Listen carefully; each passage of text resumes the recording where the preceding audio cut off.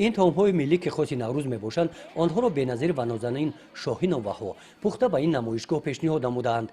به این طعم‌های ملی مخصوصا سومنک خوان نوروزی را تصور کردن غیر امکان است.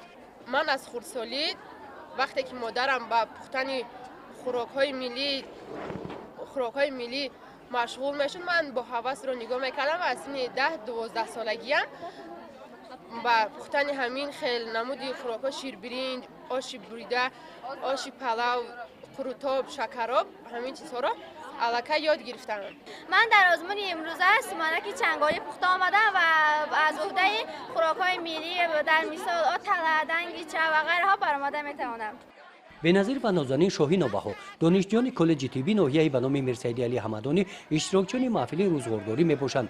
این محفل در دوره چهاربینی‌ها بخشیده به اعلان گردیدن سالهای 2019-2021 سالهای رشد دهات سیاحی و هنرهای مردمی با ابتکار بخش کارگزاران و عائله مقامات اجرایی حکومت دولتی ناحیه به نام میرسیدی علی حمدانی با اشتراک دختران کالج طبی و هنرآموزان لیسه کسبی تکنیکی رقم 17 دایر کرده شد.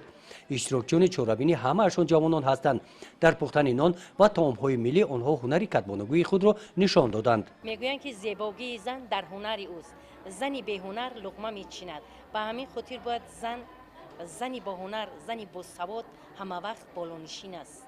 در برابر معلومات عالی داشتن باید زن هنرمند باشد، کدبانوی خانه باشد، چون که در عائله مادر کدبانو باشد، هنرمند باشد، همون عائله روزی زندگی خوب میگذرد.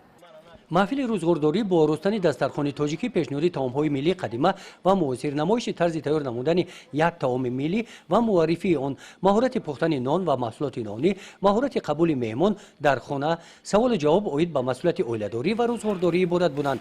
هنری کدبانوی دختران از جانب نمایندگان مقامات اجرایی حکومت دولتی ناحیه، رهبریت کالج طبی و لیسه کسبی تکنیکی باگذاری کرده شده غالبان با تحفه‌ها و سپاسنامه‌ها سرفراز گردانیده شدند.